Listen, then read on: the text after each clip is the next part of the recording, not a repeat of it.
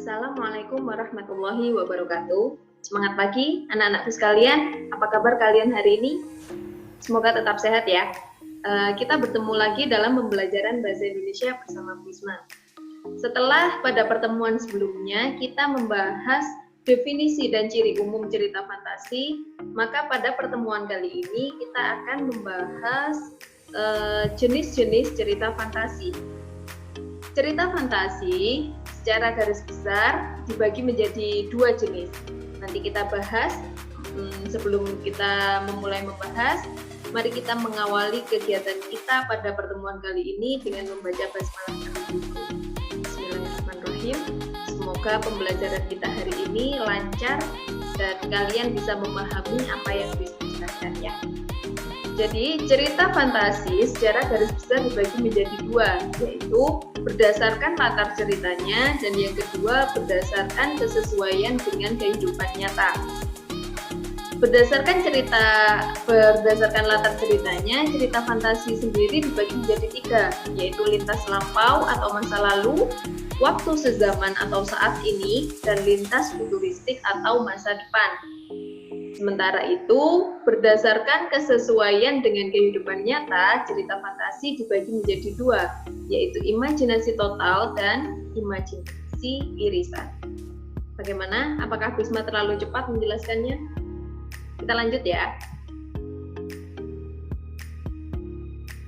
Baik, yang pertama yaitu jenis cerita fantasi berdasarkan latar ceritanya.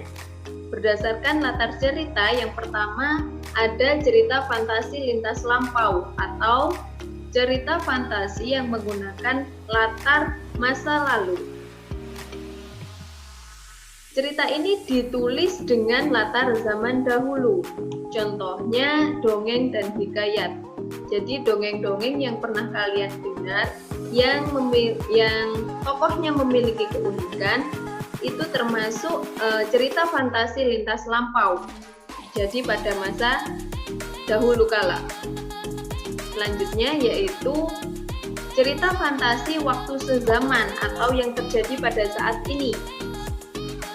Nah, cerita ini misalnya cerpen atau novel pada masa sekarang. Ada kesesuaian dengan masa saat ini. Misalnya nama tokoh, nama tempat, atau waktunya atau peristiwa itu terjadi di masa saat ini. Lalu ada cerita fantasi lintas futuristik atau masa depan. Nah, cerita fantasi jenis ini ditulis pada zaman sekarang tapi berlatar masa depan. Bagaimana yang dimaksud dengan berlatar masa depan itu? Ya, menggunakan latar-latar yang tidak pernah ada di masa sekarang atau masa lalu. Kemungkinan akan ada di masa depan. Misalnya dengan kecanggihan peralatan seperti pada Doraemon itu kan menggunakan mesin waktu. Mesin waktu kan saat ini dan masa lalu tidak ada, tapi kemungkinan atau dalam bayangan orang akan ada di masa depan. Nah, contohnya yaitu cerpen atau novel yang beralur masa depan atau masa depan. Wisma akan memberikan masing-masing contoh dari cerita fantasi ini. Yang pertama yaitu contoh cerita fantasi lintas lampau. Putri Pandan Berduri. Nah, kalian bisa membaca ini. Alkisah hiduplah seorang yang gagah perkasa bernama Batin Lampoi, pemimpin suku laut atau orang sampan di Pulau Bintan dan seterusnya. Pada akhirnya, akan tetapi tak seorang pun berani meminangnya. Para pemuda tidak berani meminang karena Batin Lagoi menginginkan putrinya menjadi istri seorang anak raja. Mengapa cerita ini dikategorikan sebagai cerita fantasi lintas lampau? Ada kata kunci anak raja di sini. Berarti di situ pada zaman kerajaan atau pada masa dahulu. Jadi cerita ini termasuk cerita fantasi lintas lampau. Udah ya. Kita lanjutkan. Nah, kali ini cerita fantasi waktu sezaman. Nah, Caklan di Gedung Putih. Suara tepuk tangan semakin riuh. Penonton terkagum menyaksikan kelihayan tangan Caklan memainkan tokoh-tokoh wayang. Belum lagi suaranya yang memiliki banyak karakter, mampu membuat semua terkekeh menahan tawa. Caklan sumringah dan bangga melihat penonton. Ia bisa melihat ratusan orang hadir dari kalangan pejabat dan artis-artis terkenal, di antaranya Brad Pitt, Nicole Kidman, Robert Pattinson, Lionel Messi, dan tentu saja Obama. Nah, mengapa cerita ini termasuk cerita fantasi waktu sezaman atau pada masa ini? Karena kata kuncinya di sini. Ada nama-nama tokoh yang kita tahu ini memang benar-benar ada pada masa saat ini. Brad Pitt, Nicole Kidman, Robert Pattinson, Lionel Messi, dan Obama. Itu kan benar-benar ada pada masa saat ini. Orang pada masa lalu tidak mengenal siapa itu Lionel Messi. Mereka juga tidak mengenal siapa itu Obama. Mungkin di masa depan juga tidak akan ada nama-nama yang terkenal seperti ini. Ya. Yang ketiga, yaitu cerita fantasi berlatar atau berlintas futuristik. Waktunya masa depan.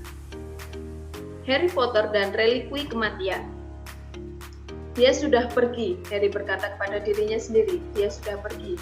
Harry terus-menerus memikirkan ini ketika dia mandi dan berpakaian.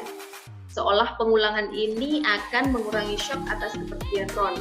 Dia sudah pergi dan tak akan kembali. Dan itulah kenyataan sederhananya.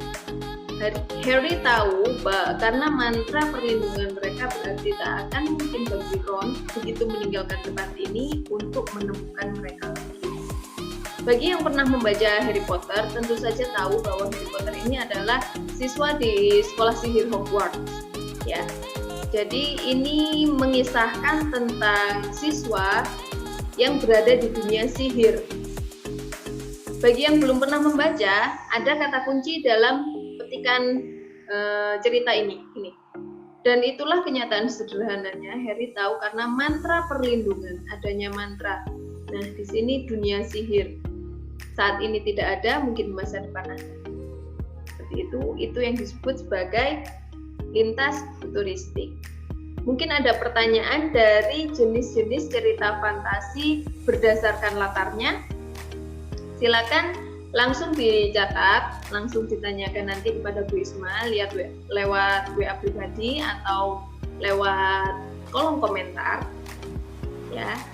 Setelah itu kita akan beralih ke materi selanjutnya, yaitu jenis-jenis cerita fantasi berdasarkan kesesuaiannya dengan kehidupan nyata. Berdasarkan kesesuaian dengan dunia nyata, kehidupan nyata, cerita fantasi ini dibagi menjadi dua. Yang pertama yaitu imajinasi total. Apa yang dimaksud dengan imajinasi total di sini? Jadi apapun yang ada di dalam cerita itu adalah fiksi, rekaan, karangan seseorang, tidak ada di dalam dunia nyata. Nama orang, objek, dan sebagainya merupakan rekaan, jadi buatan manusia tidak pernah ada dalam kehidupan nyata. Sementara imajinasi irisan, sebagian isi cerita masih bisa ditemui dalam dunia nyata. Jadi ada sebagian yang rekaan, sebagian lagi nyata. Nama tempat nyata atau peristiwa yang terjadi di dalam cerita itu juga pernah terjadi pada dunia nyata. Udah ya? Wisma berikan contohnya satu persatu. Yang pertama yaitu imajinasi total. Kekuatan ekor biru Nataga.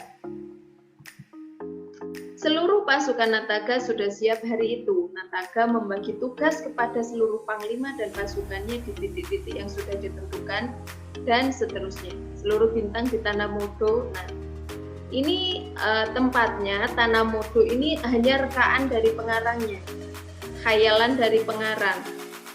Nataga tokoh utamanya juga.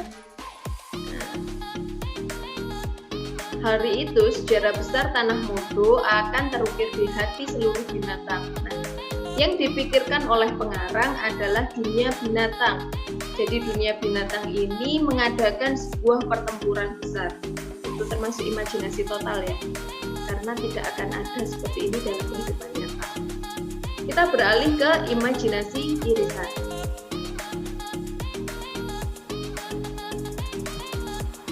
Contohnya tragedi di perkemahan. Dari judulnya saja kita sudah tahu kalau kemah itu ada di dunia nyata. Lalu apa yang membuat dia menjadi imajinasi? Kita baca ya. Niko dan teman-temannya tidak tahu kalau di depan mereka ada jurang. Tiba-tiba Niko terpeleset dan jatuh ke jurang. Teman-temannya pun segera menolong Niko. Akhirnya Niko dapat naik ke atas. Nah, sampai sini ini masih seperti cerita nyata terjadi dalam dunia nyata. Namun selanjutnya kita lihat, karena peristiwa itu Niko sangat ketakutan hingga ia berubah menjadi buku. Mana mungkin seseorang bisa berubah menjadi buku? Lalu salah satu temannya, Tania, segera mengambil buku itu dan membawanya kemana-mana. Bayangkan kalian berubah menjadi sebuah buku dan teman kalian membawa kalian kemana-mana dengan mudahnya dimasukkan ke dalam tas.